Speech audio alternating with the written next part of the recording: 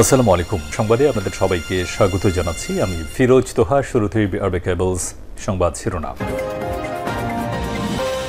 জানিয়ে দেব এই মুহূর্তে হাতে পাওয়া সর্বশেষ গুরুত্বপূর্ণ আপডেট বাংলা সংবাদ। শুরুতেই থাকছে, কোনো বিপ্লবীকে খুন করা হলে দায় সরকারের। বৈষম্য বিরোধী ছাত্র আন্দোলনের আহ্বায়ক হাসনাত আব্দুল্লাহ বলেছেন, কোনো বিপ্লবীকে যদি খুন করা হয় তাহলে এই সরকারকে তার দায়ভার নিতে হবে।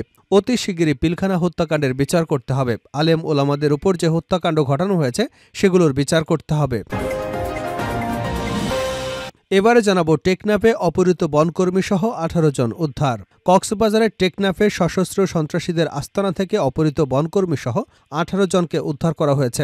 আজ মঙ্গলবার বিকাল 5টার দিকে টেকনাফের হিনলা ইউনিয়নের লেদার পশ্চিমের গহীন পাহাড় থেকে স্থানীয় জনতা, বন বিভাগের সহায়তায় পুলিশ, র্যাব, এপিপিএন সদস্যরা তাদেরকে উদ্ধার করেছে। জানাবো, বৈষম্য বিরোধী ছাত্র আন্দোলনের স্পষ্ট বার্তা, আগে বিচার ও সংস্কার। বৈষম্য বিরোধী ছাত্র আন্দোলনের সমন্বয়করা বলেছেন, শেখ হাসিনার মতো স্বৈরাচারকে বিতাড়িত করতে পেরেছে তারা, দেশও চালাতে পারবে। তরুণরা পেরেছে, তারাই পারবে। স্বৈরাচারের দোসরদের জায়গা এদেশে আর হবে না। তারা বলছে, আওয়ামী লীগের বিচার এবং দেশ সংস্কারের আগে কোনো নির্বাচন হবে না। এদিকে যেখানেই হাত দিচ্ছি সেখানেই সমস্যা আর অনিয়ম। স্বাস্থ্য উপদেষ্টা নূরজাহান বেগম বলেছেন, আমাদের সব জায়গায় সিস্টেমে সমস্যা আছে। এই যে বিভিন্ন আইন আছে, সেই আইনের প্রয়োগ, আইন না মানা, সেটা নিয়ে ফলো আপ করা হয় না।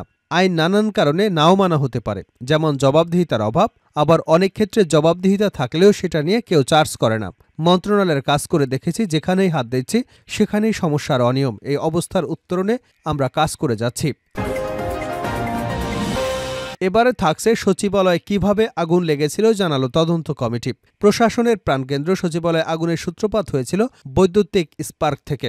আগুনের ঘটনায় গঠিত উচ্চ পর্যায়ের তদন্ত কমিটির প্রাথমিক প্রতিবেদনে এ তথ্য উঠে এসেছে। মঙ্গলবার সন্ধ্যায় রাষ্ট্রীয় অতিথি ভবন যমুনার সামনে আয়োজিত প্রেস ব্রিফিংয়ে এ তথ্য জানান তদন্ত কমিটির অন্যতম সদস্য, বুয়েট অধ্যাপক ডক্টর মাকসুদ হেলালি। এবং সর্বশেষ জানাবো আন্তর্জাতিক সংবাদ। পুতিনকে নববর্ষের যে চিঠি পাঠালেন কিম। উত্তর কোরিয়ার নেতা কিম জং উন রাশিয়ার প্রেসিডেন্ট ভ্লাদিমির পুতিনকে নববর্ষের শুভেচ্ছা বার্তা জানিয়েছেন। নতুন বছর উপলক্ষে পুতিনকে একটি চিঠি পাঠিয়েছেন তিনি। চিঠিতে তিনি পুতিনকে তার ঘনিষ্ঠ বন্ধু বলে উল্লেখ করেছেন। একই সঙ্গে কিম তার দেশ এবং রাশিয়ার মধ্যে বিদ্যমান ঘনিষ্ঠ দ্বিপাক্ষিক সম্পর্কের প্রশংসাও করেছেন। কোরিয়ান সেন্ট্রাল নিউজ এজেন্সির বরাত দিয়ে এপি জানিয়েছে, পুতিনকে লেখা নতুন বছরের ওই চিঠিতে কিম তাকে কমরেড হিসেবেও উল্লেখ করেছেন। এতক্ষণ শিরোনাম শুনছিলেন, এবার বিস্তারিত। প্রিয় দর্শক, আপনি যদি এই চ্যানেলে নতুন হয়ে থাকেন, ভিডিওটি দেখতে দেখতে চ্যানেলটি সাবস্ক্রাইব করে আমাদের সঙ্গে থাকুন। আর এই ভিডিও সম্পর্কে আপনি আপনার মূল্যবান মতামতটি কমেন্ট বক্সে জানিয়ে দিন। আর হ্যাঁ প্রিয় দর্শক, জানিয়ে দিন ভিডিওটি কোথা থেকে দেখছেন। কোনো বিপ্লবীকে খুন করা হলে দায় সরকারের। হাসনাত। বৈষম্য বিরোধী ছাত্র আন্দোলনের আহ্বায়ক হাসনাত আব্দুল্লাহ বলেছেন, কোনো বিপ্লবীকে যদি খুন করা হয় তাহলে এই সরকারকে দায়ভার নিতে হবে। অতি শিগগিরই পিলখানা হত্যাকাণ্ডের বিচার করতে হবে। আলেম ওলামাদের উপর যে হত্যাকাণ্ড ঘটানো হয়েছে সেগুলোর বিচার করতে হবে। মঙ্গলবার বিকেলে রাজধানীর কেন্দ্রীয় শহীদ মিনারে আয়োজিত বৈষম্য বিরোধী ছাত্র আন্দোলনের মার্চ ফর ইউনিটি শীর্ষক সমাবেশে এ মন্তব্য করেন তিনি। হাসনাত বলেন, আমাদের অভ্যুত্থান আওয়ামী লীগ মেনে নিতে পারেনি। এজন্য সচিবালয়, বিচারালয় ষড়যন্ত্র চলে। আগে চলত সতীদাহ প্রথা, আর এখন চলে নথিদাহ প্রথা। আমি বলতে চাই, আপনারা রিয়েলিটি মাইনে নেন। তিনি আরও বলেন, 5 আগস্টের পরে আমাদের আর কোনো শত্রু নেই। আমাদের একমাত্র শত্রু আওয়ামী লীগ। 15 জানুয়ারির মধ্যে জুলাই অভ্যুত্থানের ঘোষণাপত্র জারি করতে হবে। মার্চ ফর ইউনিটি সমাবেশে জাতীয় নাগরিক কমিটির সদস্য আক্তার হোসেন বলেন, এদেশের মানুষ এক নতুন বাংলাদেশ চায়। বাংলাদেশের মানুষ নতুন সংবিধান চায়। বাংলাদেশের মানুষ সংস্কার চায়। বৈষম্য বিরোধী ছাত্র আন্দোলনের নেতারা যখন জুলাই অভ্যুত্থানের ঘোষণাপত্র পাঠের আয়োজনের ঘোষণা দেয়, তখন অন্তর্বর্তী সরকারের পক্ষ থেকে সব রাজনৈতিক সংগঠনের সমন্বয়ে ঘোষণাপত্র পাঠের ঘোষণা দেওয়া হয়। এই ঘোষণা বৈষম্য বিরোধী ছাত্র আন্দোলনের বিজয়। অন্তর্বর্তী সরকারের কাছে বলতে চাই, অবিলম্বে 15 জানুয়ারির মধ্যে জুলাই অভ্যুত্থানের ঘোষণাপত্র পাঠ করতে হবে। তিনি বলেন, আগামী জাতীয় সংসদ নির্বাচনে নির্বাচিত প্রতিনিধিদের মাধ্যমেই নতুন সংবিধান হবে। আগামী নির্বাচন হবে গণপরিষদ নির্বাচন। সে নির্বাচনে নির্বাচিতরাই সংবিধান সংশোধন করবে। বাংলাদেশের মানুষের অসংখ্য চাওয়া আছে। আগামী নির্বাচনে যারা জয়ী হবেন তাদের সেই চাওয়াগুলো পূরণ করতে হবে। টেকনাফে অপহৃত বনকর্মী সহ 18 জন উদ্ধার। কক্সবাজারের টেকনাফে সশস্ত্র সন্ত্রাসীদের আস্তানা থেকে অপহৃত বনকর্মী সহ 18 জনকে উদ্ধার করা হয়েছে।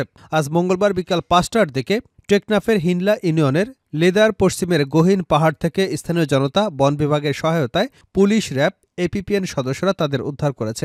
বন বিভাগের টেকনাফে রেঞ্জ কর্মকর্তা আব্দুর রশিদ জানান, গতকাল সোমবার সকালে হিনলা ইউনিয়নের জাদিমুড়া পাহাড়ে বন বিভাগের জমিতে গাছের চারা রোপণ করতে গিয়ে বনকর্মীসহ 18 জনকে অপহরণ করা হয়। রাতে মুক্তিপণ দাবি করে অপহরণকারীরা ভুক্তভোগীদের পরিবারগুলোকে ফোন দিচ্ছে। মঙ্গলবার বিকেলে 18 জনকে উদ্ধার করা হয়েছে। র্যাব 15-এর সিনিয়র সহকারী পরিচালক ও অতিরিক্ত পুলিশ সুপার মোহাম্মদ কামরুজ্জামান জানান, উদ্ধার অভিযানে অপহরণে জড়িত 2 জনকে আটক করা হয়েছে। একই সঙ্গে অপহরণের চক্রটিও শনাক্ত করা সম্ভব হয়েছে। টেকনাফ মডেল থানার ভারপ্রাপ্ত কর্মকর্তা মোহাম্মদ গিয়াসউদ্দিন জানান, উদ্ধারকৃতদের পাহাড় থেকে বের করা হচ্ছে। তাদের থানায় আনা হলে জিজ্ঞাসাবাদ করে বিস্তারিত তথ্য সংগ্রহ করা হবে। বৈষম্য বিরোধী ছাত্র আন্দোলনের স্পষ্ট বার্তা, আগে বিচার ও সংস্কার। বৈষম্য বিরোধী ছাত্র আন্দোলনের সমন্বয়করা বলেছেন, যারা হাসিনার মতো স্বৈরাচারকে বিতাড়িত করতে পেরেছে তারা দেশও চালাতে পারবে। তরুণরা পেরেছে, পারবে। স্বৈরাচারের দোসরদের জায়গা এদেশে আর হবে না। তারা বলেছেন, আওয়ামী লীগের বিচার এবং দেশ সংস্কারের আগে কোনো নির্বাচন হবে না। মঙ্গলবার কেন্দ্রীয় শহীদ মিনার প্রাঙ্গণে মার্চ ফর ইউনিটি কর্মসূচিতে এসব কথা বলেন নেতারা। বৈষম্য বিরোধী ছাত্র আন্দোলনের ডাকে সাধারণ জনতা এবং শিক্ষার্থীদের ঢল নামে কেন্দ্রীয় শহীদ মিনার এলাকায়। সমাবেশস্থল পরিপূর্ণ হয়ে ওঠে। মিছিল আর স্লোগানে উত্তাল ঢেউ খেলে। শহীদ মিনার এলাকায় সরজমিনে এমন চিত্রই দেখা যাচ্ছে। অনুষ্ঠানের বিকাল 3টায় হবার কথা থাকলেও শুরু হয় 1 ঘণ্টা পরে। 1 মিনিট নীরবতা পালন হয় জুলাই আগস্টের শহীদদের স্মরণে। মঞ্চের দুপাশে আন্দোলন শহীদ এবং আহতদের পরিবারের জন্য সংরক্ষিত জায়গা রাখা হয়। মঞ্চ থেকে মাইকে স্লোগান দেন বৈষম্যবিরোধী ছাত্র আন্দোলনের নেতারা। স্লোগান দেন, ক্ষমতা না জনতা, জনতা জনতা, গুলাম না আজাদি, আজাদি আজাদি, দিল্লি না ঢাকা, ঢাকা ঢাকা ইত্যাদি বিভিন্ন ধরনের স্লোগানে মুখর হয়ে ওঠে এলাকা। সমাবেশে আগত সাধারণ শিক্ষার্থীদের হাতে জুলাই আগস্টের স্মৃতি সাধারণ কার্ড, প্ল্যাকার্ড, ব্যানার দেখা গেছে। সমাবেশে প্রামাণ্যচিত্র প্রদর্শন করা হয়েছে। এতে 2009 সালের পিলখানার ঘটনা তুলে ধরা হয়েছে। 2013 সালে শাপলা চত্বরে হেফাজতের কর্মীদের উপর নৃশংস হামলার ঘটনা দেখানো হয়েছে। গুম হয়ে যারা ফিরে এসেছেন তাদের বিবরণ, আয়নাঘরের বিবরণ, গুম হওয়া পরিবারের আর্তনাদ, ক্ষোভ ও দাবি তুলে ধরা হয়েছে। সেই সাথে গুম বিষয়ে মানবাধিকার সংগঠন মায়ের ডাকের ভূমিকা এবং গত 16 বছর বিএনপির উপর কিভাবে নির্যাতন, নিপীড়ন হয়েছে সেটিও ফুটে উঠেছে। বৈষম্য বিরোধী ছাত্র আন্দোলনের সূত্রপাত 5 জুন কোটা বিরোধী আন্দোলনের মাধ্যমে প্রথম ব্লকেড কর্মসূচি, তারপর সরকারের হত্যাকাণ্ডের বিরুদ্ধে জনতা ফুঁসে ওঠে। 1 দফার মাধ্যমে স্বৈরাচার শেখ হাসিনার পতন, এসব উঠে এসেছে প্রামাণ্যচিত্রে। স্লোগানের ফাঁকে ফাঁকে নেতারা বলেছেন, যারা জুলাই আগস্টে নৃশংস হত্যাকাণ্ডের বিচারের আগে কোনো কিছু চায় তারা গণঅভ্যুত্থানের শত্রু। পাবলিক, প্রাইভেট, মাদ্রাসা কোনো ভাইকে আমরা ভুলি নাই। আমরা সবাই মিলে গণঅভ্যুত্থান করেছি। বৈষম্য বিরোধী ছাত্র আন্দোলনের অন্যতম সমন্বয়ক হাসনাত আব্দুল্লাহ বলেন, আমরা বিচার বহির্ভূত হত্যাকাণ্ডের বিচার এখনও নিশ্চিত করতে পারিনি। শাপলা চত্বরে লাইট নিভিয়ে ধর্মপ্রাণ মুসলমানদের হত্যা করা হয়েছে। বিডিআর বিদ্রোহের নামে দেশপ্রেমিক সেনা কর্মকর্তাদের হত্যা করা হয়েছে। এর বিচার করতে হবে। আমাদের একমাত্র শত্রু আওয়ামী লীগ। যেখানেই হাত দিচ্ছি সেখানেই সমস্যা আর অনিয়ম। স্বাস্থ্য উপদেষ্টা নূরজাহান বেগম বলেছেন, আমাদের সব জায়গায় সিস্টেমে সমস্যা আছে। এই যে বিভিন্ন আইন আছে, সেই আইনের প্রয়োগ, আইন না মানা, সেটি নিয়ে ফলো আপ করা হয় না।